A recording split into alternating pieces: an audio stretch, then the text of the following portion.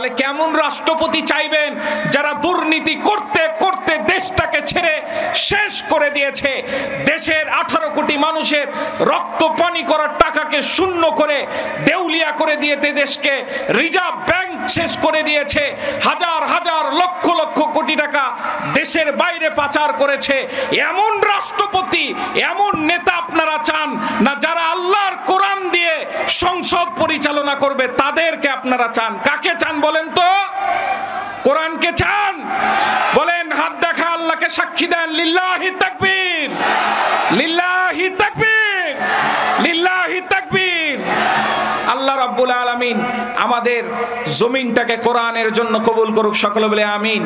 যখন এই আলোচনাগুলো করতে যাই, আলোচনা করার সময় পাশ থেকে বলে যে হুজুর রাজনীতির আলোচনা করিয়েন না। বলে কি বলে না? হুজুর মসজিদে রাজনীতি শুরু করেছেন, আপনি কোরআন হাদিস থেকে কথা বলেন, কোরআন হাদিস থেকে কথা বলেন। কত যে এমন মাহফিলগুলোতে হয়েছে, কত মসজিদের ইমামকে যে বাদ দেওয়া হয়েছে শুধুমাত্র এই কারণে। আল্লাহ তাবারক ওয়া তাআলা ওই সমস্ত আলেমদের প্রতি অভিশপ্ত করেছে যারা আল্লাহর আয়াতকে গোপন করে, যারা আল্লাহর আয়াতকে গোপন করে তাদের বিষয়ে অভিশপ্ত করেছেন আল্লাহ। আল্লাহ রাব্বুল আলামিন দ্বীন প্রতিষ্ঠা নফল করেন নাই, আল্লাহর জমিনে দ্বীন প্রতিষ্ঠা সুন্নাত করে নাই, ওয়াজিব করে নাই। আল্লাহর জমিনে দ্বীন প্রতিষ্ঠা আল্লাহ রাব্বুল আলামিন ফরজ করে দিয়েছেন। এখন আপনাদেরকে সংক্ষিপ্ত সময়ে প্রধান মেহমান আসা আগ পর্যন্ত কোরআন হাদিসের রাজনীতি আছে না নাই একটু বুঝাইয়া দিই আপনাদেরকে। কোরআন হাদিসের রাজনীতি আছে না নাই জানতে চাই কিনা? লাহারপুর ইসলামিক সমাজ কল্যাণ পরিষদের উদ্যোগে প্রথম বার্ষিকী ঐতিহাসিক তাফসীরুল কোরআন মাহফিলের সুযোগ্য সম্মানিত সভাপতি, ইসলামী আন্দোলনের অন্যতম সিপাহ সালার, আমাদের প্রাণ প্রিয় ভাই হাফেজ মাওলানা মোহাম্মদ আব্দুল আলিম সাহেব, আল্লাহ তাবারক ওয়া তাআলা আমৃত্যু যেন দিন কায়েমের পথে থাকতে পারে আব্দুল আলিম ভাই কবুল করুক, সকলে বলে আমিন। আজকের প্রধান অতিথি হিসাবে আরো একজন আছেন, চাঁপাইনবাবগঞ্জের জননন্দিত নেতা অধ্যাপক মোহাম্মদ মুখলেসুর রহমান, আল্লাহ রাব্বুল আলামিন উনার অনেক হায়াত দারাজ করুক, সকলে বলে আল্লাহুম্মা আমিন। আমার পাশে বসা আমার শ্রদ্ধেয় ব্যক্তি, আমার বড় ভাই হাফেজ মাওলানা আব্দুল মজিদ সাহেব, আল্লাহ তাবারক ওয়া তাআলা ভাইয়ের নেক হায়াত দারাজ করুক, সকলে বলে আল্লাহুম্মা আমিন। সামনে বসা আমার মুরব্বিনে কারাম, আমার যুবক ভাইয়েরা, চেনা অচেনা অনেক ভাইয়েরা দেখতে পাচ্ছি, আমার বন্ধুবররা, বড় ভাইরা, ডানে বামে আমার মুরব্বীরা, আগত যত সাংবাদিক ভাইরা আছে, প্রশাসনিক যত লোকেরা আছে, সকলকে জানায় অন্তরস্থল থেকে সালাম। আসসালামু আলাইকুম ওয়া রাহমাতুল্লাহি ওয়া বারাকাতুহু। আবারও জানায় আসসালামু আলাইকুম ওয়া রাহমাতুল্লাহি ওয়া বারাকাতুহু। আল্লাহ রাসূল সাল্লাল্লাহু আলাইহি ওয়াসাল্লাম তিনি বলছেন, মান ক্বালা বিহি সাদাকা, যারা কোরআন দিয়ে কথা বলে তারা সত্য কথা বলে, ঠিক কি না? ওয়া মান আমিলা বিহি উজিরা, যারা কোরআন দিয়ে আমল করে এর আমলের প্রতিদানগুলো আল্লাহ তাবারক ওয়া তাআলা নিজ হাতে দান করবে, বলেন না সুবহানাল্লাহ। ওয়া মান হাকামা বিহি আদালা, যারা কোরআন দিয়ে বিচার করে, কোরআন দিয়ে যারা বিচার করে এরা একমাত্র এরাই ইনসাফ করতে পারে, কোরআনের বিচার ছাড়া ইনসাফ করা সম্ভব। আমরা দেখেছি গত 12 বছর, আমরা দেখেছি 10-12 বছর বিচারের নামে যে পায়তারা শুরু হয়েছিল, ঠিক কিনা? আমাদের বিচারের কার্যক্রমগুলো দেখে শয়তানেও হাসে। আল্লামা দেলোয়ার হোসাইন সাইদি, শহীদ আল্লামা দেলোয়ার হোসাইন সাইদি, কোরআনের পাখি, 50টি বছর যিনি কোরআনের খেদমত করলেন, বাংলার জমিনকে কোরআনের জন্য আবাদ করলেন, তাকে বানানো হলো চোর, তাকে বানানো হয়েছে জেনাখোর, তাকে বানানো হয়েছে হত্যার আসামি, তাকে বানানো হয়েছে রাজাকার। আমি বলে দিতে চাই যে এই সমস্ত অভিযোগগুলো যখন তার উপরে আসে, শয়তানও মুচকি মুচকি হাসে কি বাংলাদেশে আমাদের থাকার আর দরকার নাই, বাংলাদেশের তথাকথিত কিছু নামধারী মুসলমান আছে, এরাই শয়তানের কাজ করে ফেলছে, ঠিক কিনা? এই বিচার আমরা দেখেছি। ইনশাআল্লাহ অবশ্যই তাদের বিচার হবেই হবে ইনশাআল্লাহ। আল্লাহ তাবারাকা ওয়া তাআলা কবুল করুক, সকলে বলে আমিন। রাসূল আকরাম সাল্লাল্লাহু আলাইহি ওয়াসাল্লাম বলছে, ওমান দা ইলাইহি হুদিয়া ইলা সিরাতিন মুস্তাকিম, যারা কোরআনের পথ ছাড়া কেউ যদি অন্য পথে ডাকে, এটা তাগুতের পথ ছাড়া আর অন্য কোনো পথ হতে। তাহলে আজকে আমরা শুনতে এসেছি কি বলেন তো? আজকে কি শুনতে এসেছি? কোরআন থেকে আলোচনা শুনতে এসেছি। কোরআন থেকে আমরা আলোচনা শুনবো এবং কোরআনের আলোচনা শুনে আমাদের জীবনের আমলগুলো চলাফেরাগুলো পরিবর্তন করতে হবে, ঠিক কিনা? প্রধান মেহমান আসার আগে আমি কিছুক্ষণ আপনাদেরকে মাঠটা গোছায় নিয়ে, আমার তেমন এলেম কালামও নাই, আমার ডানে বামে পিছনে যারা বসে আছে, সামনে যারা বসে আছে, আমি তাদের ছাত্রের মতো, তাদের চেয়ে অনেক নগণ্য আমার এলেম। আল্লাহ তাবারাকা ওয়া তাআলা যে টুটা ফাটা আমাকে এলেম দিয়েছে, এইটা থেকে সরাসরি কোরআন থেকে আপনাদেরকে কিছু কথা শোনাবো ইনশাআল্লাহ। সময় যেহেতু সংক্ষেপ, একেবারে ভূমিকা ছাড়া আমরা কথা শুরু করব। আল্লাহ তাবারাকা ওয়া তাআলা বলছেন, কুল ইন কুনতুম তুহিব্বুনাল্লাহা ফাত্তাবিউনি ইউহিব্বুকুমুল্লাহ ওয়া ইয়াগফির লাকুম যুনুবাকুম ওয়াল্লাহু গফুরুর রহিম। আল্লাহ রাব্বুল আলামিন বলছেন, কুল, ও নবী আপনি বলে দিন, ইন কুনতুম তুহিব্বুনাল্লাহ, যারা আমি আল্লাহকে ভালোবাসি। এখন আমরা এখানে এসেছি কার ভালোবাসায়? কার ভালোবাসায়? মুস্তাকিম বিল্লাহ নিশানের ভালোবাসায় আসলে কাজ হবে না, হাসিবুর রহমানের ভালোবাসায় আসলে কাজ হবে না। আপনি যদি আল্লাহর ভালোবাসা ছাড়া, কোরআনের ভালোবাসা ছাড়া অন্য কোনো মকসাদে এখানে আসেন, এমন হাজার হাজার তাফসীর মাহফিল দিয়ে আপনার আমার জীবনের আমল পরিবর্তন হবে না, ঠিক কিনা? এই জন্য প্রথমেই নিয়াত সহি করে নিই কি আমরা শুনবো মহাগ্রন্থ আল কোরআন, কোরআনের বাইরে আর কিছু আলোচনা শুনবো না। তো আল্লাহ রাব্বুল আলামিন বলছে, ইন কুনতুম তুহিব্বুনাল্লাহ, যারা আল্লাহকে ভালোবাসি। আজকে নিজের কাজগুলোকে বাদ দিয়ে আপনারা আল্লাহকে ভালোবেসেই কিন্তু এই যে ধুলির আসনে বসে আছেন, ঠিক কিনা? আল্লাহ বলছে, বান্দারা রে, যদি আমাকে ভালোবাসো, ফাত্তাবিউনি, আমার নবীর অনুসরণ করো, আমার নবীর ইত্তেবা করো, আমার নবীকে অনুসরণ করে চলো। কিভাবে অনুসরণ করতে হবে? আল্লাহ রাব্বুল আলামিন বলছে, যদি তোমরা আল্লাহ নবীকে অনুসরণ করো, ইউহিব্বুকুমুল্লাহু ওয়া ইয়াগফির লাকুম, আল্লাহর নবীকে অনুসরণ করার কারণে আল্লাহ তাবারাকা ওয়া তাআলা তোমাদেরকে ভালোবাসবেন। বলেন না সুবহানাল্লাহ। তাহলে আল্লাহকে পাওয়ার জন্য ভালোবাসতে হবে কাকে?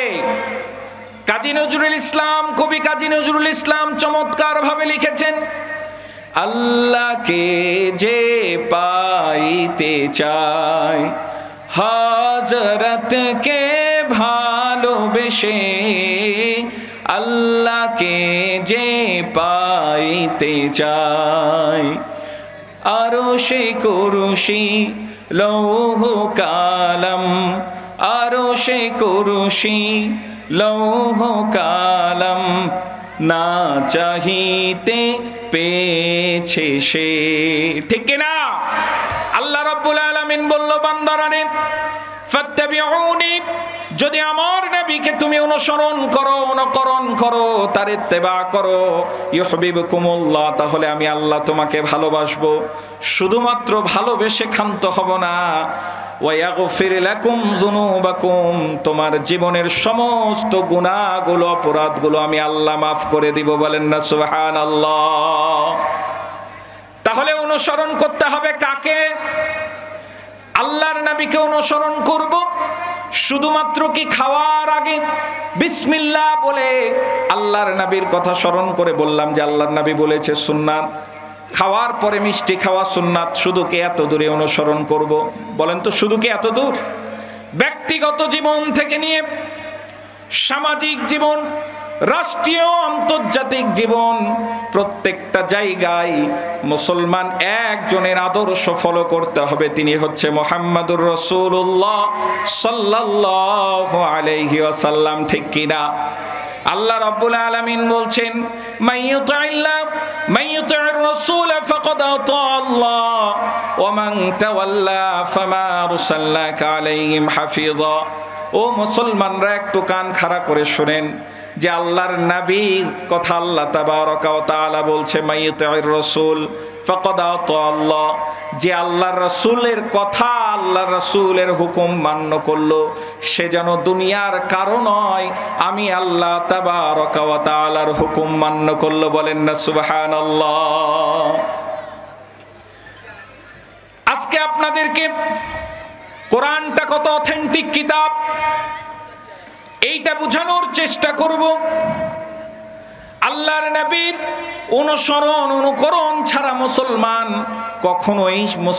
কখনোই জান্নাতের পথ পাবে না, মুসলমান কখনোই শান্তিতে থাকবে না। আপনাদেরকে একটা ছোট্ট ঘটনা শোনায়া দিই। আবু বকর রাদিয়াল্লাহু তাআলা আনহু এবং ওমর ফারুক রাদিয়াল্লাহু তাআলা আনহু বসে আছেন।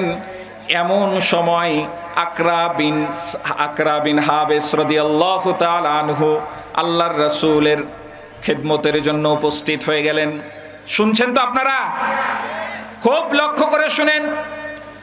আল্লাহর রাসূলের খিদমতে উপস্থিত হয়ে গেলেন।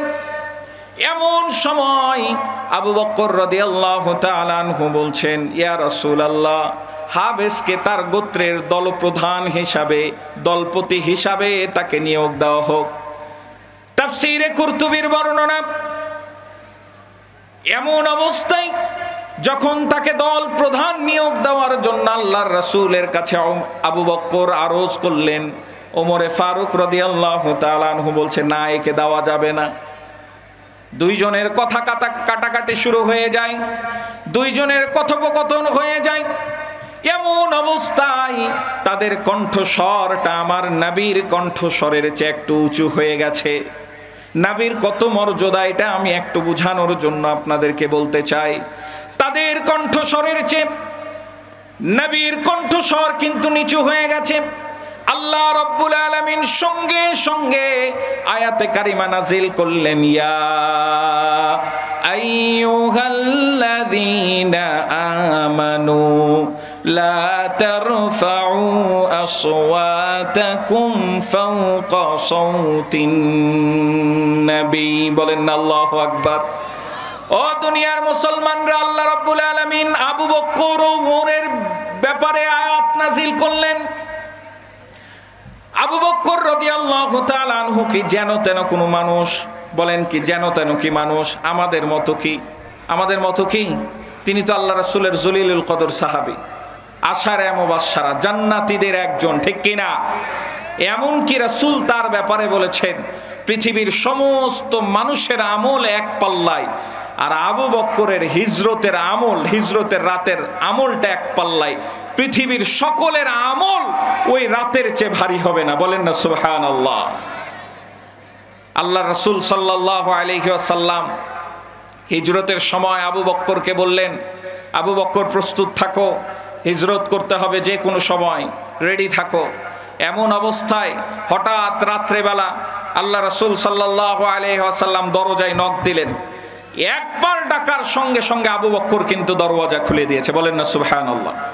আবু বকরকে জিজ্ঞাসা করছে, ও আবু বকর, তোমাকে একবার ডাকলাম রাতের বেলা, গভীর রাত্রে, একবার ডাকার সঙ্গে সঙ্গেই তুমি দরওয়াজা খুলে দিলে, কেন, কিভাবে? আবু বকর রাদিয়াল্লাহু তাআলা আনহু বলছেন, ইয়া রাসূলুল্লাহ, যেই দিন থেকে আপনি বলেছিলেন যে হিজরতের জন্য প্রস্তুত হয়ে থাকো, সেই দিন থেকে আমি বিছানায় আমার পিঠটা লাগাইনি। আল্লাহু আকবার। আপনি ডাকবেন, একবারের জায়গায় দুইবার ডাকলে বেয়াদবি হয়ে যাবে, আপনার কষ্ট হয়ে যাবে। এই জন্য আমি আবু বকর দরওয়াজায় হেলানা দিয়ে দিয়ে রাত্রি যাপন করেছি। আল্লাহু আকবার। তো এই আবু বকরের বিষয়ে আয়াতে কারিমা নাযিল হচ্ছে। আর উমরের তো আরো কথা আছে, জালিলুল কদর সাহাবী। আল্লাহর রাসূল তো বলে দিলেন আমার পরে কোনো নবী আসবে না, যদি আসে তাহলে হবে ওমরে ফারুক রাদিয়াল্লাহু তাআলা আনহু। তাদের উদ্দেশ্যে আল্লাহ রাব্বুল আলামিন বলছে, ইয়া আইয়ুহাল্লাযীনা আমানু, ও ঈমানদাররা শুনে রাখো, লা তারফাউ আসওয়াতাকুম ফাওকা সাউতিন নবী, তোমাদের কণ্ঠস্বরের চেয়ে আমার নবীর কণ্ঠস্বরের চেয়ে তোমাদের কণ্ঠস্বর যেন উঁচু না হয়ে যায়। আর যদি এমনটা হয়ে যায়, পরের আয়াতে আল্লাহ রাব্বুল আলামিন বলছে, পরের অংশে, আন তাহবাতা আমালুকুম, তোমাদের জীবনের সমস্ত আমলগুলোকে আমি আল্লাহ লন্ডভন্ড করে দিব। বলেন না সুবহানাল্লাহ। তাহলে নবীর কদর কতটুকু, এটা কি বুঝাইতে পারলাম? কিন্তু কোরআন কত অথেন্টিক কিতাব, যেই কথা বোঝানোর জন্য আপনাদের এই ঘটনা শোনালাম। এই কোরআনের বিষয়ে আল্লাহ এত কঠোরতা অবলম্বন করেছে যে নবী মুহাম্মদুর রাসূলুল্লাহ সাল্লাল্লাহু আলাইহি ওয়াসাল্লামের বিষয়েও ছাড় দেয় নাই। আল্লাহ রাব্বুল আলামিন কোরআনুল কারীমে বলছে, ওয়ালাউ তাকাওয়ালা আলাইনা বা'দাল কাওয়াইল, আমার নবী যদি মন গড়া কথা বলে চালায়া দেয় যেটা আল্লাহর কথা, তাহলে লা আখাযনা মিনহু বিল ইয়ামিন, যে আমি তার ডান হাতটা ধরে নিব, সুম্মা লাকাতানাহু মিনহুল ওয়াতিন, এবং তার গর্দান থেকে তার রগটাকে কেটে ফেলবো। বলেন না আল্লাহু আকবার। তাহলে কোরআনের কথা কার কথা?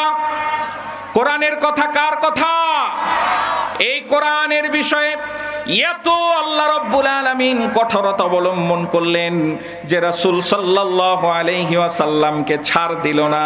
কিন্তু কপালপুরা আমরা জাতি, কপালপুরা মুসলমান, এই কোরআনের তাফসীর বাধা দেওয়ার জন্য ইতিপূর্বে কত রকম পায়তারা করেছি কি করি নাই? করেছি কি করি নাই? এই যুব কমিটি এর আগে তো বড় বড় তাফসীর করেছে, কত দরওয়াজায় তাদেরকে ধর্ণা যে দিতে হয়েছে তারাই শুধুমাত্র জানে, ঠিক কিনা? কোথায় আজকে তোমরা? কোথায় আজকে তোমাদের ঐশ্বর্য, দাপট কোথায়? তোমাদের কাছ থেকে আগে অনুমোদন নিতে হতো। আল্লাহর জমিনে আল্লাহর দিন শোনাবো, এই জন্য অনুমোদন নিতে হবে, এর চেয়ে লজ্জার আর কিছু হতে। তাহলে এই কোরআনের কথা বলবো, কারো কি আপত্তি আছে? পায়ে হাত দিয়ে বলি, বাবা, কারো উপরে আপনাদের সাথে কারো ব্যক্তিগত আমার কোনো দ্বন্দ্ব নাই। আছে? কারোর সাথে কি দ্বন্দ্ব আছে? কেউ রাগ করবেন না, যা কথা বলবো কোথা থেকে? কোরআন থেকে। তাহলে চরিত্র যার যেমন তার কাছে আল্লাহ বলছে, ওয়াইদা তুলিয়াত আলাইহিম আয়াতুহু যাদাতুহুম ঈমানা ওয়া আলা রাব্বিহিম ইয়াতাওয়াক্কালুন। ঈমানদারদের সামনে কোরআন তেলাওয়াত করা হলে ঈমানদারদের ঈমান যিনি বৃদ্ধি করে দেন তিনি কে? আবার শয়তানের গায়ে যিনি আগুন ধরায় দেন তিনি কে? তাহলে ঈমানদারদের কাছে লাগবে মধু, আর শয়তানদের গায়ে কিন্তু আগুন ধরে যাবে, ঠিক কিনা? তা আমরা শুনবো আমাদের জীবন পরিবর্তন করার জন্য আল্লাহ রাব্বুল আলামিন কোরআনুল কারীমে বলে দিলেন, মান ইউতি'র রাসূল ফাকাদ আতা আল্লাহ ওয়া মান তাওয়াল্লা ফামা আরসালনাকা আলাইহিম হাফিযা। ও দুনিয়ার মুসলমানরা শুনে নাও, তোমরা যদি রাসূলের হুকুম মান্য করো তাহলে বুঝবে যে আমি আল্লাহরই হুকুম মান্য করলাম, ঠিক কিনা? কারণ যে কোরআনে যা বলেছে কথাগুলো কার কথা? রাসূল যা কথা বলেছে কার কথা? আল্লাহ রাব্বুল আলামিনের কথা।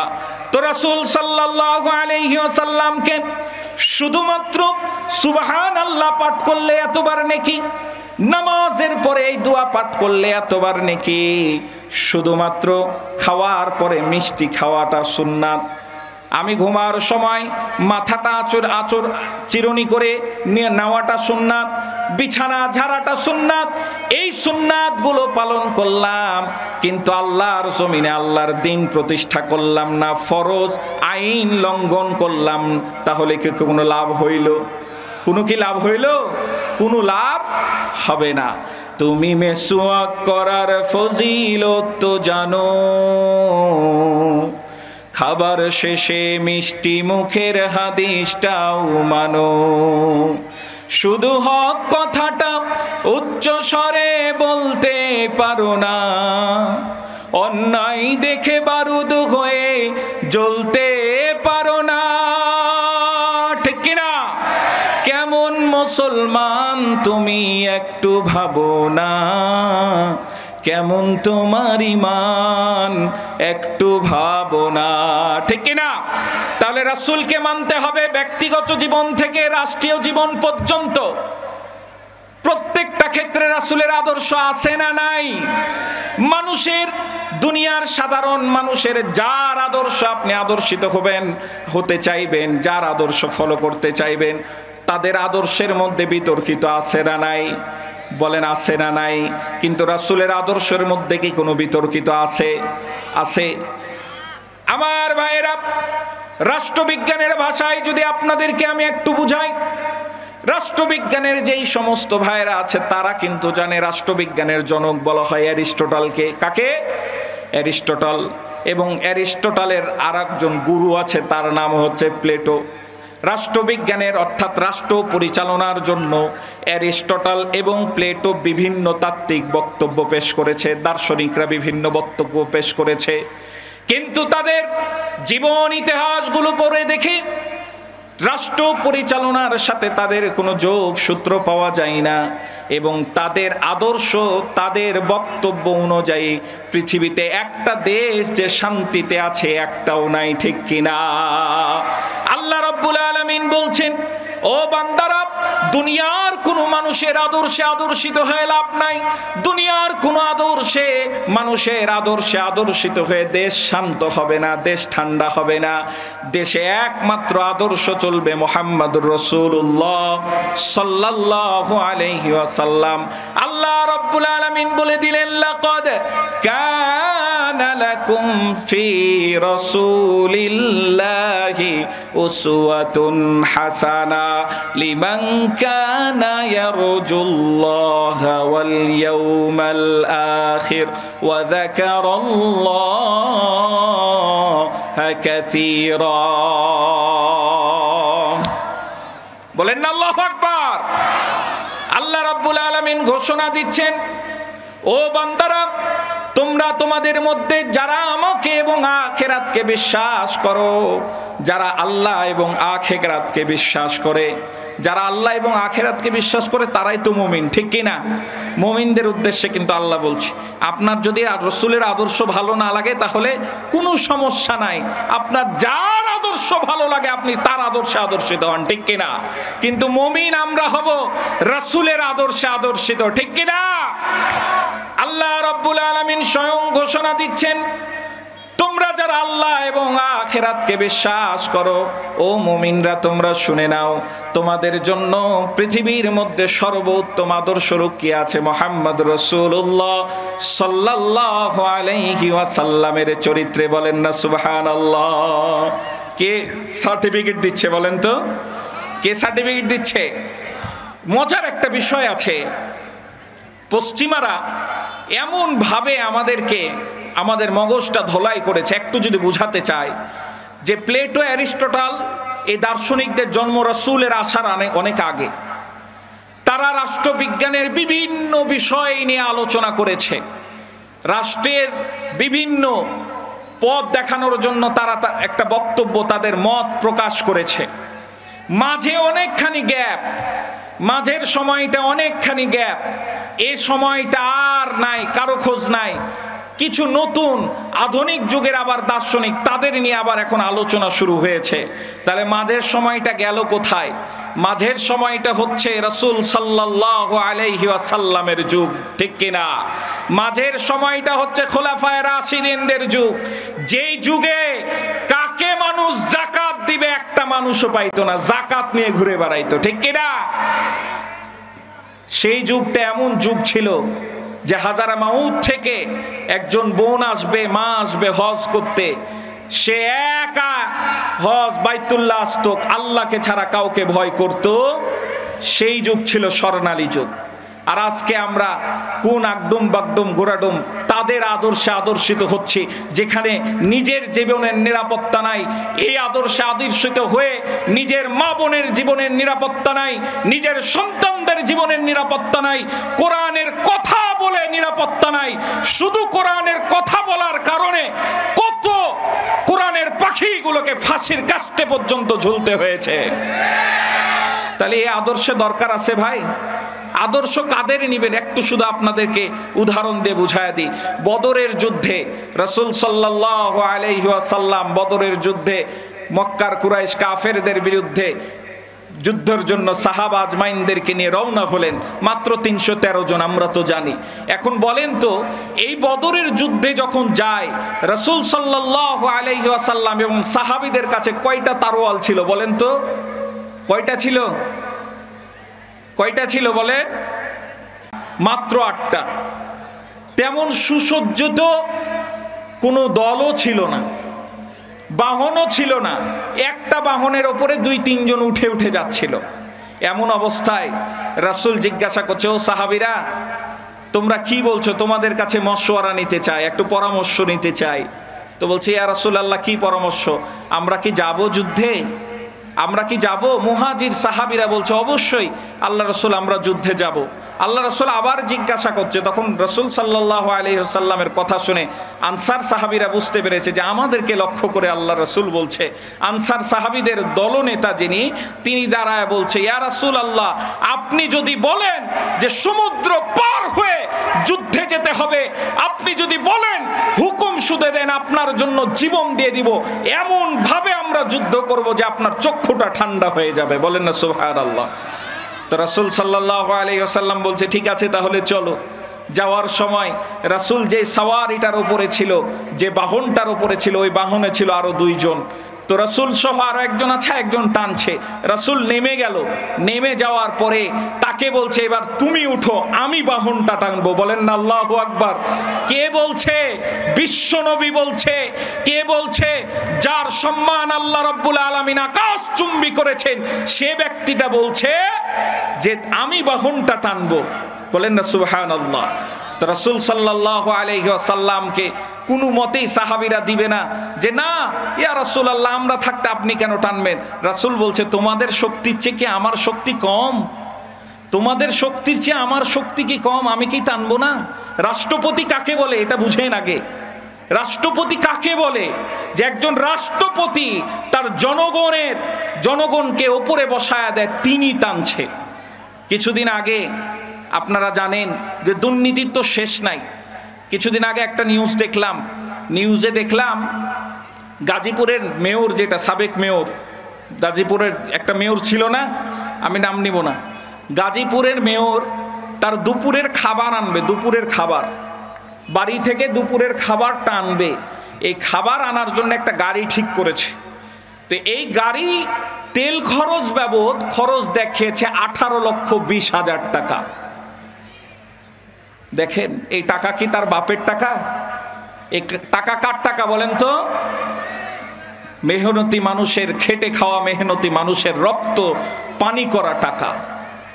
আর আমার রাসূল এমন রাষ্ট্রপতি, তিনি বলছে তুমি উঠো আমি তোমাকে টানবো। শুধু রাসূল নয়, খোলাফায়ে রাশিদিনের যুগ যদি দেখেন, বাইতুল আকসা যখন উমরে ফারুক বিজয় করতে যান, তখন ইহুদিরা ভুল করে ভাবলো যে উটের উপরে যে বসে আছে এটাই বোধহয় উমর, কিন্তু তারা বুঝতে পারলো, পরে বর্ণনা করে বোঝা গেল যে উটের পিঠে যে বসে আছে সে কিন্তু উমর নয়, যে দড়ি টানছে সেই হচ্ছে উমর। বলেন না আল্লাহু আকবার। তাহলে কেমন রাষ্ট্রপতি চাইবেন যারা দুর্নীতি করতে করতে দেশটাকে ছেড়ে শেষ করে দিয়েছে, দেশের 18 কোটি মানুষের রক্ত পানি করার টাকাকে শূন্য করে দেউলিয়া করে দিয়েছে, দেশকে রিজার্ভ ব্যাংক শেষ করে দিয়েছে, হাজার হাজার লক্ষ লক্ষ কোটি টাকা দেশের বাইরে পাচার করেছে। এমন রাষ্ট্রপতি, এমন নেতা আপনারা চান না? যারা আল্লাহর কোরআন দিয়ে সংসদ পরিচালনা করবে তাদেরকে আপনারা চান? কাকে চান বলেন তো? কোরআনকে চান? বলেন, হাত দেখা, আল্লাহকে সাক্ষী দেন। লিল্লাহি তাকবীর, লিল্লাহি তাকবীর, লিল্লাহি তাকবীর। আল্লাহ রাব্বুল আলামিন আমাদের জমিনটাকে কোরআনের জন্য কবুল করুক, সকলে বলে আমিন। যখন এই আলোচনাগুলো করতে যাই, আলোচনা করার সময় পাশ থেকে বলে যে হুজুর রাজনীতির আলোচনা করিয়েন না। বলে কি বলে না, হুজুর মসজিদে রাজনীতি শুরু করেছেন, আপনি কোরআন হাদিস থেকে কথা বলেন, কোরআন হাদিস থেকে কথা বলেন। কত যে এমন মাহফিলগুলোতে হয়েছে, কত মসজিদের ইমামকে যে বাদ দেওয়া হয়েছে শুধুমাত্র এই কারণে। আল্লাহ তাবারক ওয়া তাআলা ওই সমস্ত আলেমদের প্রতি অভিশপ্ত করেছে যারা আল্লাহর আয়াতকে গোপন করে, যারা আল্লাহর আয়াতকে গোপন করে তাদের বিষয়ে অভিশপ্ত করেছেন আল্লাহ। আল্লাহ রাব্বুল আলামিন দ্বীন প্রতিষ্ঠা নফল করেন নাই, আল্লাহর জমিনে দ্বীন প্রতিষ্ঠা সুন্নাত করে নাই, ওয়াজিব করে নাই। আল্লাহর জমিনে দ্বীন প্রতিষ্ঠা আল্লাহ রাব্বুল আলামিন ফরজ করে দিয়েছেন। এখন আপনাদেরকে সংক্ষিপ্ত সময়ে প্রধান মেহমান আসা আগ পর্যন্ত কোরআন হাদিসে রাজনীতি আছে না নাই একটু বুঝাইয়া দিই আপনাদেরকে। কোরআন হাদিসে রাজনীতি আছে না নাই জানতে চাই কিনা? তাহলে আমি তো প্রথমেই বলেছিলাম বলবো কার কথা? কোরআনের কথা। আল্লাহ রাব্বুল আলামিন কোরআনুল কারীমে 82 জায়গায় নামাজের কথা বলেছেন। 82 জায়গার মধ্যে আল্লাহ রাব্বুল আলামিন বলেছেন কিন্তু এক জায়গায় শুধুমাত্র নামাজ পড়ার কথা।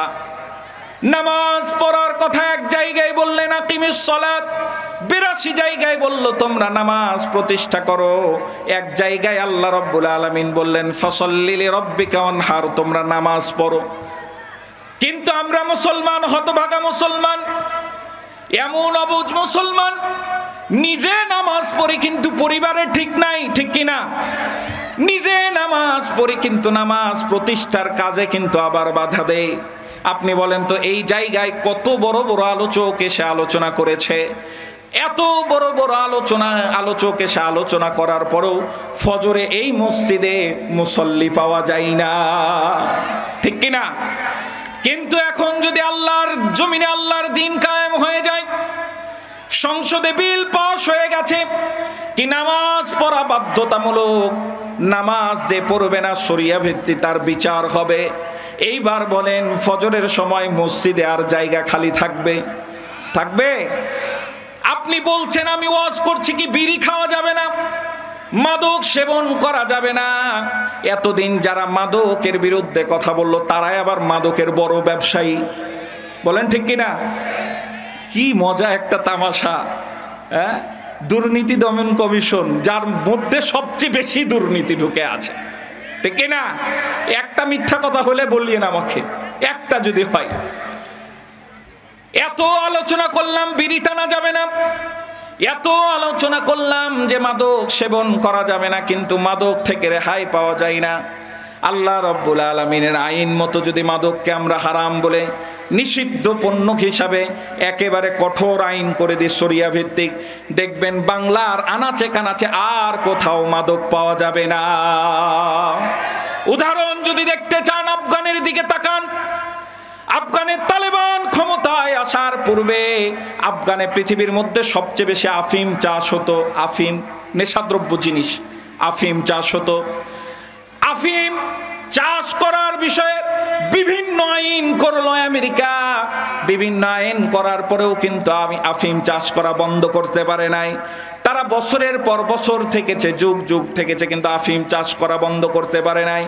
কিন্তু তালেবান সরকার ক্ষমতায় আসার পরে আল্লাহর জমিনে আল্লাহর দ্বীন প্রতিষ্ঠা করার সঙ্গে সঙ্গে ওই আফগানের মাটি যেইখানে পৃথিবীর সবচেয়ে বেশি আফিম হতো, আজকে ওই জায়গায় আফিমের চাষ একবারে 0% নেমে এসেছে, বলেন না সুবহানাল্লাহ। তাহলে কোরআনের আইন বাস্তবায়ন হলে কাজ হয়, ঠিক কিনা? কাজ হয়। আমার ভাইয়েরা, রাজনীতির বিষয়ে যখন কথা বলি, আমার অনেক ভাই আছে, বাবারা আছে, তারা বুঝতে চায় না। আল্লাহ রাব্বুল আলামিন রাজনীতি সম্পর্কে একটা, কোরআনে রাজত্ব সম্পর্কে একটা সূরাই দিয়েছে, সূরাতুল মুলক। সূরাতুল মুলক মানে রাজত্ব। মুলক মানে কি? রাজত্ব। রাসূল সাল্লাল্লাহু আলাইহি ওয়াসাল্লামের জীবনীটা যদি একটু পড়ে দেখেন, পুরো জীবনীটা কিন্তু আল্লাহ রাসূলের রাজনীতি দিয়ে ভরা। আল্লাহ রাব্বুল আলামিন বলে দিলেন ও মুসলমানরা শুনে নাও, যেইভাবে নামাজ পড়ার কথা আল্লাহ রাব্বুল আলামিন গুরুত্বের সাথে বললেন, আকিমিস সালাতা ওয়া আতুজ যাকাত, এইটা মানতে কোনো সমস্যা নাই। আল্লাহ ওই একই মাদ্দা দিয়ে একই গুরুত্ব তার সাথে বলছেন, আন আকিমুদ দীন ওয়া লা তাতাফাররাকু ফি। দুনিয়ার মুসলমানরা রে, আল্লাহর জমিনে আল্লাহর দ্বীন প্রতিষ্ঠা করো এবং ওয়ালা তাতাফাররাকু ফি, তোমরা বিভক্ত হয়ে যেও না। কার ঘোষণা? কিন্তু আজকে আমরা দেখেন প্রত্যেক আলেম এই আয়াতটা জানে, তারপরে আলেমদের মধ্যে মিল নাই। আছে না নাই? আছে না নাই? তারাই ঐক্য করতে চায় না। তারা কি করতে চায় না? ঐক্য করতে চায় না। আজকে বাংলার মানুষরা 1971 সাল থেকে আজ পর্যন্ত নিয়ে দেখেছেন, আমার বাবারা বসে আছে, মুরব্বীরা বসে আছে, তারা দেখেছে 1971 সাল থেকে আজ পর্যন্ত বাংলার মানুষ শান্তি পায়নি। এখন সাধারণ জনগণ বলছে যে ইসলাম যদি আসে, কোরআনের আইন যদি আসে, তাহলে হয়তো আমরা ইনশাআল্লাহ শান্তি পাবো। এখন বাংলার মুসলমানরা মনে প্রাণে চায় যে আমরা ইসলামিক রাষ্ট্র কায়েম করব, ঠিক কিনা? বাংলার মুসলমানরা এটা মনে প্রাণে বিশ্বাস করছে, মনে প্রাণে মেনে নিয়েছে। এতদিন তো দেখলাম চোর বাটপারদেরকে, এবার আলেমদেরকে দেখতে চাই, ঠিক কিনা? এবার আলেমদেরকে দেখতে চাই। দেখতে চাই তো কারা কারা দেখতে চায়? লিল্লাহি তাকবীর, লিল্লাহি তাকবীর, লিল্লাহি তাকবীর। আবার এই আলেমদেরকে এখন দেখতে চায়। আবার আমাদের কিছু ওলামায়ে কেরাম আছে, তারা বলে না ঐক্য করা যাবে না, ওর আকীদা খারাপ, না ওর সাথে যাওয়া যাবে না, ওর আকীদা ভালো না। আকীদা যে কোরআনে বিশ্বাস করে, যে আল্লাহ রাসূলে বিশ্বাস করে, যে হাদিসে বিশ্বাস করে, যে 5 ওয়াক্ত নামাজ পড়ে, তার আকীদা খারাপ খারাপ।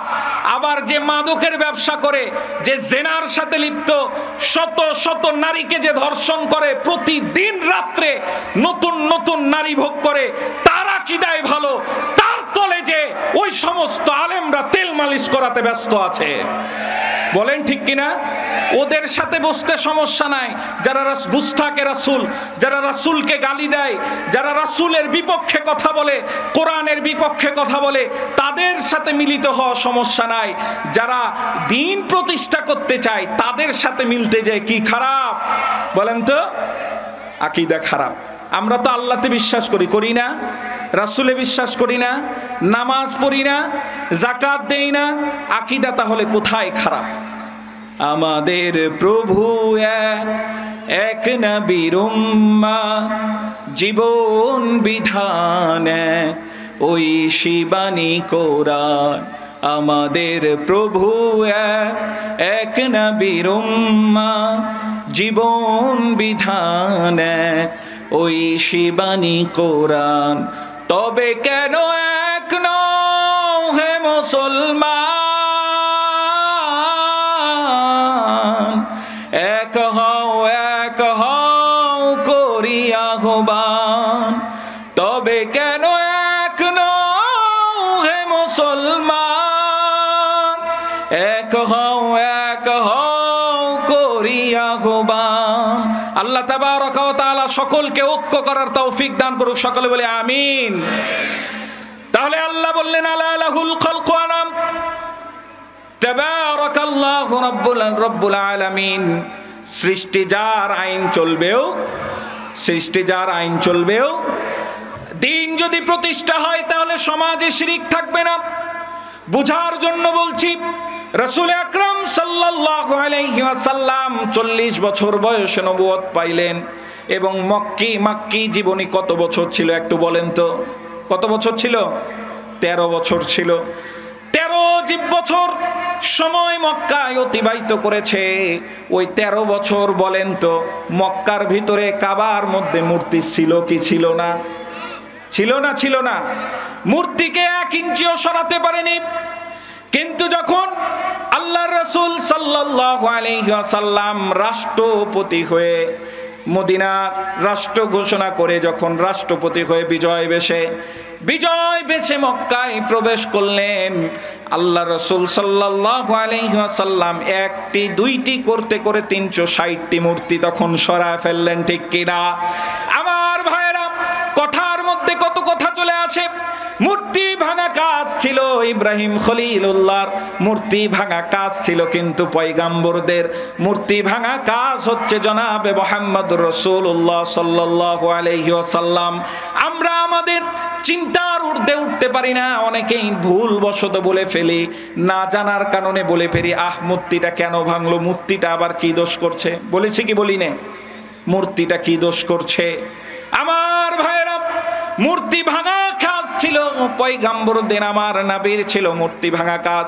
মূর্তি ভাঙা, মূর্তি গড়ার কাজ ছিল ফেরাউনের, মূর্তি রক্ষণাবেক্ষণের কাজ ছিল আবু জেহেল, উতবা, সাইবা।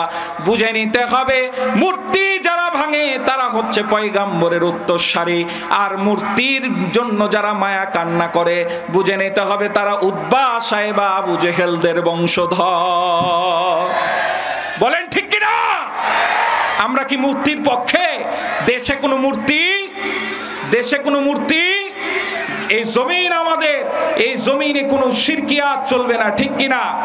তো আল্লাহ রাব্বুল আলামিন রাসূল আকরাম সাল্লাল্লাহু আলাইহি ওয়াসাল্লামকে রাষ্ট্র পরিচালনার দায়িত্ব দিয়ে দিলেন মদিনায়।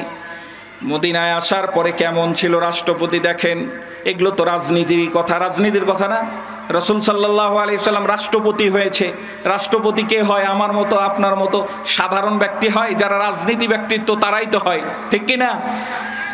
মদিনায় যাওয়ার পরে রাষ্ট্রপতি হয়ে গেলেন। কেমন আদর্শবান নেতা ছিল একটু শুধু আপনারা খেয়াল করে শুনেন।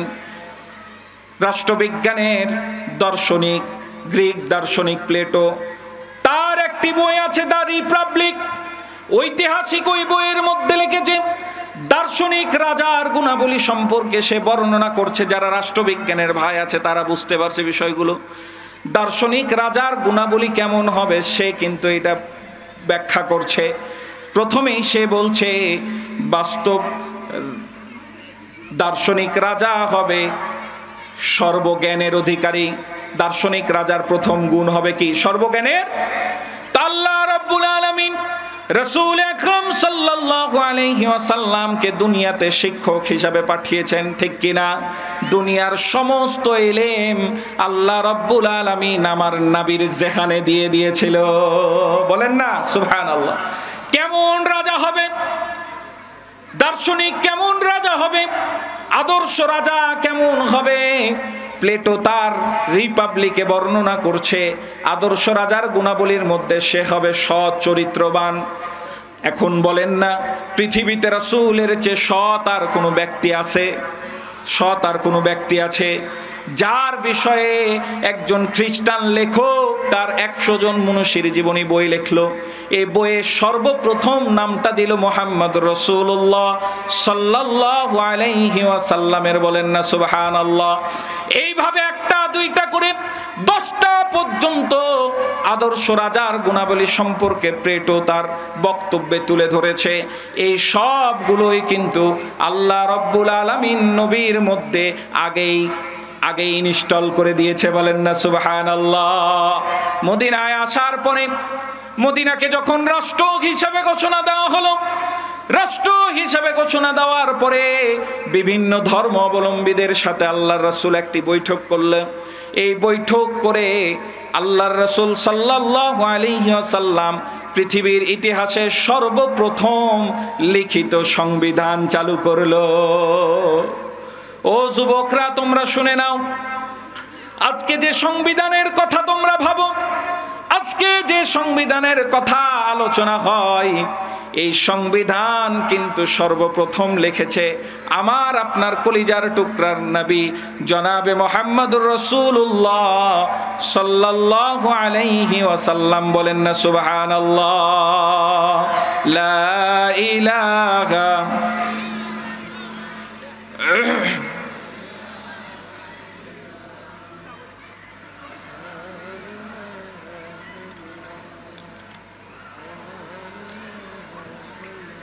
ফ্যানটাই দিকে উড়ান। লা ইলাহা ইল্লাল্লাহু মুহাম্মাদুর রাসূলুল্লাহ সাল্লাল্লাহু। আসলে রাসূলের যত কথা বলবো প্রত্যেকটা কথারই ব্যাখ্যা আছে, প্রত্যেকটা কথার আলাদা আলাদা ব্যাখ্যা আছে। মদিনার সনদ গঠন করার পরে আল্লাহ রাসূল সাল্লাল্লাহু আলাইহি সাল্লাম 47টা ধারা দিয়েছিল। কয়টা বলেন তো? 47টা ধারা। ও যুবকেরা, কে এমন আছো হাত চারো তো, এ সবগুলো ধারা পড়েছো, একটু হাতটা দেখি। কে আছো একটু হাত চারো। ওই যে একটা, দুইটা, আর কই? আর নাই। আল্লাহু আকবার। মাত্র দুইজন, মাত্র দুইজন। একটা হচ্ছে ওই যে আমার সোনার মোড়ের ভাই কাউসার আলী, আর আরেক ভাই। এত বড় এতগুলো মানুষ থেকে এই মদিনার সনদের 47টি ধারাই তো পড়লাম না আমরা, তাহলে কিভাবে বুঝবো যে কোরআন আর রাসূলের চরিত্রে রাজনীতি ছিল কি ছিল না? ঠিক কিনা?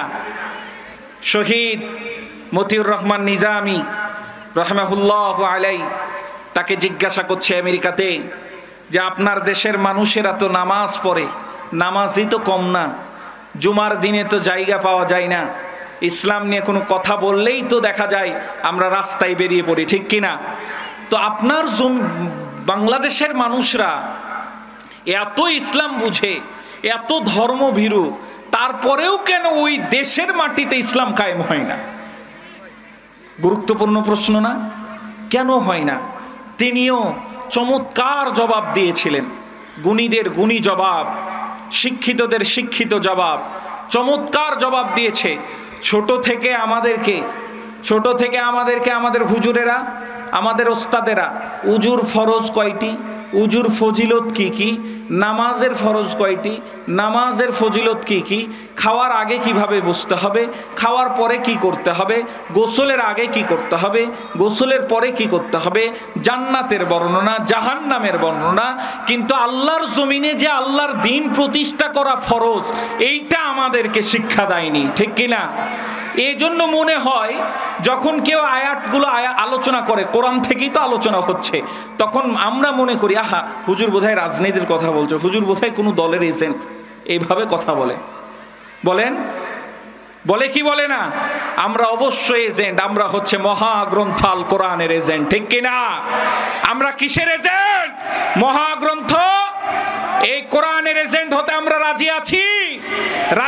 যারা দুই হাত তুলে আমার মালিককে দেখায় তারা লিল্লাহি তাকবীর, লিল্লাহি তাকবীর, লিল্লাহি তাকবীর। আল কোরআনের আলো, আল কোরআনের আলো, সংসদে যা আলো, আল কোরআনের আলো, লিল্লাহি তাকবীর। আল্লাহ রাব্বুল আলামিন কবুল করুক, সকলে বলে আমিন। তো মদিনার সনদের 47টি ধারা আপনাদেরকে শোনাতে পারবো না, 2টা ধারা শুধুমাত্র শোনাবো। আমাদেরকে বলা হয় বিভিন্ন সময়ে যে যখনই ক্ষমতা চেঞ্জ হয়েছে, ইন্ডিয়ার বিভিন্ন নিউজগুলো থেকে বিভিন্ন তথ্য প্রচার করছে যে মৌলবাদীরা দখল করে নিয়েছে, হিন্দুদের মন্দির টন্দির ভেঙে দিয়ে শেষ করে দিয়েছে, অপপ্রচার চালাচ্ছে। ইসলাম কারো মন্দির ভাঙার অনুমতি দেয় না, ঠিক কিনা?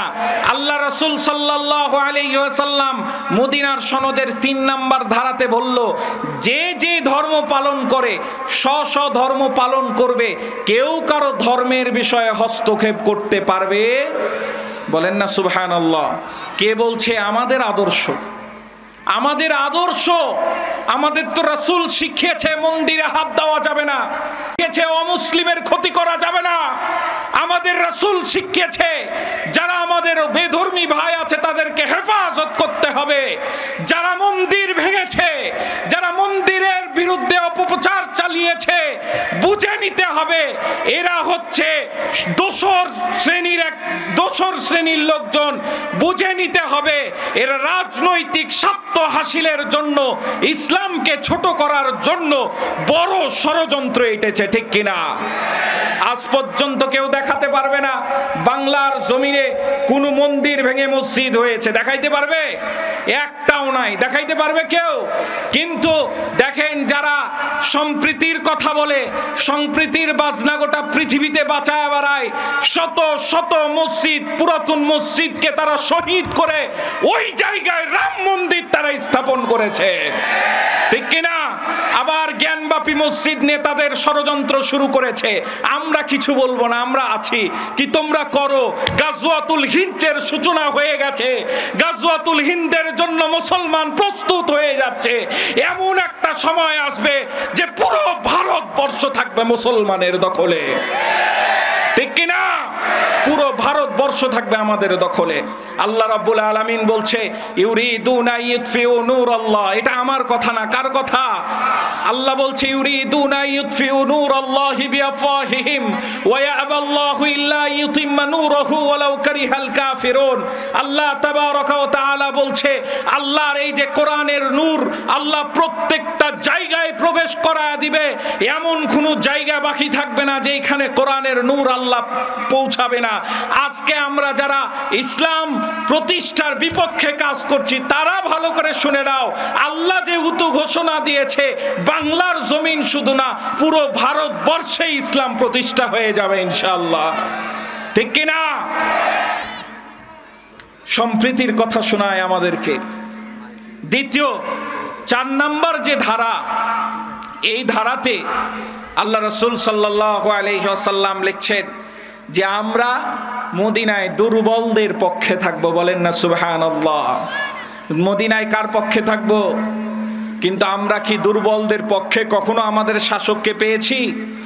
একজন অসহায় মানুষ, হয়তোবা বুঝার ক্ষেত্রে বলছি, তার জমি হরণ হয়ে যাচ্ছে, আপনি গেলেন নেতার কাছে, ওপর থেকে নোটিশ চলে আসলো নেতা আপনার যা লাগবে নিয়ে নেন, মামলা আপনি ঘুরাইয়া দেন, গরিব অসহায়ের কিন্তু আর ঠাঁই নাই। এমন হয়েছে না হয়নি? বলেন তো।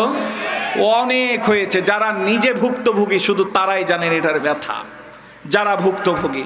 তো ইসলাম শিখায় দুর্বলদের পাশে দাঁড়ার জন্য। এটা কার আদর্শ বলেন তো? আল্লাহ রাসূলের আদর্শ। আল্লাহ রাসূল সাল্লাল্লাহু আলাইহি ওয়াসাল্লাম মদিনায় আসার পরে 1 নাম্বার যে কাজ করেছে সেই কাজটাই হচ্ছে বৈষম্য দূর করেছিল। কি কাজ করেছে? এই যে বৈষম্য বিরোধী যে আন্দোলন হলো, এই বৈষম্য বিরোধীর আন্দোলন আল্লাহ রাসূল সাল্লাল্লাহু আলাইহি ওয়াসাল্লাম 1500 বছর আগেই করে ফেলেছে।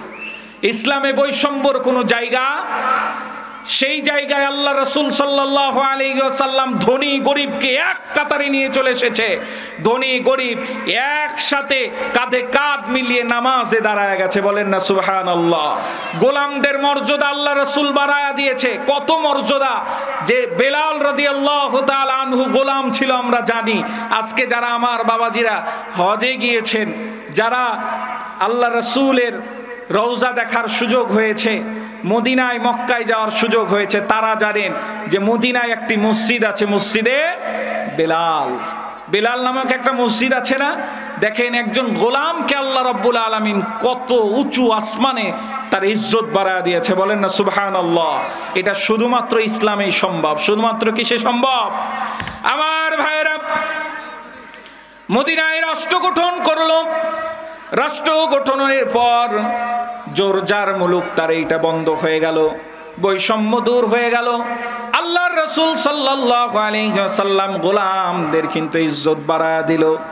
এত কিছু আল্লাহর রাসূল সাল্লাল্লাহু আলাইহি ওয়াসাল্লাম করলেন, কিন্তু আজও আমাদের জমিনে তথাকথিত নামধারী মুসলমানরা বলে যে হুজুর রাজনীতির কথা বলিয়েন না। বলে কি বলে না? দেখেন কোরআনে রাজনীতি আছে কিনা। আল্লাহ রাব্বুল আলামিন বলছেন ক্ষমতায় আসার পরে মুসলিম শাসকদের কি কাজ হবে?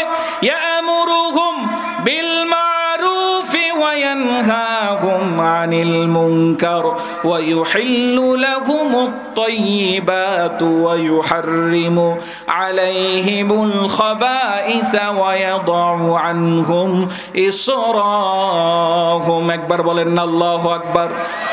চিৎকার দিয়ে বলেন আল্লাহু আকবার। আজকে বিজ্ঞানের আধুনিক যুগ, এই যুগে মানুষ চাঁদের দেশে চলে গেছে।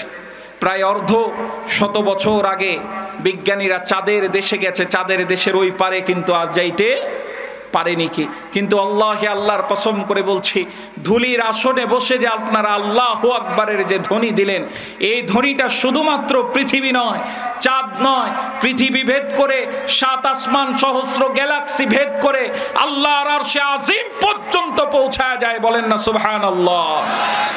বলেন আল্লাহু আকবার। আমার ভাইরা, আল্লাহ রাব্বুল আলামিন বলছেন মুসলমানরা যখন ক্ষমতায় আসবে তারা সৎ কাজের আদেশ দিবে এবং অসৎ কাজ থেকে বাধা দিবে। যে জিনিসগুলো আল্লাহ রাব্বুল আলামিন হালাল করেছে সেইটা হালাল ঘোষণা দিবে, যেইটা হারাম করেছে এইটা নিষিদ্ধ বলে হারাম বলে ঘোষণা দিবে। 1971 সাল থেকে নিয়ে আজ পর্যন্ত যত শাসকগণ ছিল সকলেই কিন্তু মুসলিম। আমার ভাইরা প্রশ্ন শুধু একটি করতে চাই, আজ পর্যন্ত বলেন তো মদটাকে কি হারাম করতে পারলো? করতে কি পেরেছে? মদকে কি হারাম করতে পেরেছে? কিন্তু ইসলাম ক্ষমতায় আসলে মদ হারাম হয়ে যাবে, ঠিক কিনা? বলছে তারা মুসলিম শাসক যখন যাবে তারা হারাম নিষিদ্ধ জিনিসগুলোকে হারাম করে দিবে। এইবার আপনাদেরকে আরো একটা পয়েন্ট নিয়ে আর একটু ছোট্ট করে বলে দিই, আমার ভাইয়েরা কোন দলকে সাপোর্ট করবেন তাও কোরআনে লিখে দিয়েছে, বলেন না সুবহানাল্লাহ। আল্লাহ বলছেন আল্লাযীনা ইম্মাক্কান্নাহুম ফিল আরদি আকামুস সালাতা ওয়া আতাউজ যাকাতা ওয়া আমারু বিল মা'রুফি ওয়া নাহাউ আনিল মুনকার ওয়ালিল্লাহিল আকিবাতুল উমুর। আরো চিৎকার দিয়ে বলেন আল্লাহু আকবার। আল্লাহ রাব্বুল আলামিন বলছেন মুসলমানরা যখন ক্ষমতায় আসে এমন মানুষগুলোকে তোমরা সাপোর্ট করবে যারা ক্ষমতায় আসার পরে সৎ কাজের আদেশ দিবে এবং অসৎ কাজগুলো থেকে বাধা দিবে এবং সালাত প্রতিষ্ঠা করবে। এখন আপনাদের কাছে প্রশ্ন, আমরা যত নেতা পেয়েছি, আমার কথাগুলোকে আপনারা কেউ ব্যক্তিগতভাবে নেবেন না, যতগুলো নেতা পেয়েছি আমাদের নেতাগুলোই তো নামাজি ছিল না, নামাজ প্রতিষ্ঠা তো দূরের কথা, ঠিক কিনা? সব সময় খেয়ে উল্টে পড়ে আছে, খোঁজ নাই, সব সময় খেয়ে পড়ে আছে। তো আল্লাহ রাব্বুল আলামিন আমাদেরকে ওমরের মতো নেতা দুক, সকল বলি আল্লাহুম্মা আমিন। প্রভু তুমি বলেছো রাসূল দেবে না, প্রভু তুমি বলেছো রাসূল দেবে না, বলনি দেবে না ওমর, বলনি দেবে না হামজা তারি, খালিদ বিজয়ী সমর। প্রভু তুমি বলেছো রাসূল দেবে না, বলনি দেবে না ওমর, বলনি দেবে না হামজা তারি, খালিদ বিজয়ী সমর। আল্লাহ আমাদেরকে উমরের মতো শাসক দান করুন, সকলে বলে আল্লাহুম্মা আমিন। আল্লাহ রাব্বুল আলামিন খালিদ বিন ওয়ালিদ রাদিয়াল্লাহু তাআলা আনহুর মতো মুজাহিদ দান করুন, সকলে বলে আল্লাহুম্মা আমিন। আমার আলোচনায় যদি কেউ কষ্ট পেয়ে থাকেন আমাকে ক্ষমা সুন্দর দৃষ্টিতে দেখবেন। আপনাদের সাথে কারো সাথে ব্যক্তিগত আমার কোনো মতবিরোধ আছে? কেউ কি আমার জমি নিয়েছেন? কেউ কি আমার টাকা হরণ করেছেন? কারোর সাথে কি ঝগড়া আছে, বিবাদ আছে? যত কথা বললাম আল্লাহি কার কথা বলেন তো? আল্লাহর কথা, কোরআনের কথা বললাম। আমি মোহাম্মদ মুস্তাকিম বিল্লাহ নিশান, আমার জন্য বিশেষভাবে দোয়া করবেন। এখনো ছাত্র মানুষই আমি আছি, এখনো অধ্যয়নরত আছি। কথার মধ্যে যদি কোনো ভুল ত্রুটি হয়ে থাকে আপনারা ক্ষমা সুন্দর দৃষ্টিতে দেখে আমার জন্য দোয়া করবেন। আল্লাহ তাবারাকা ওয়া তাআলা আমৃত্যু আমাকে ইসলামের পক্ষে থাকার এবং ইসলামের জন্য অগ্রণী ভূমিকা পালন করার তৌফিক দান করুক, সকলে বলে আল্লাহুম্মা আমিন। ওয়া আখিরু দাওয়ানা আনিল হামদুলিল্লাহি রাব্বিল আলামিন। আসসালামু আলাইকুম ওয়া রাহমাতুল্লাহি ওয়া বারাকাতুহু।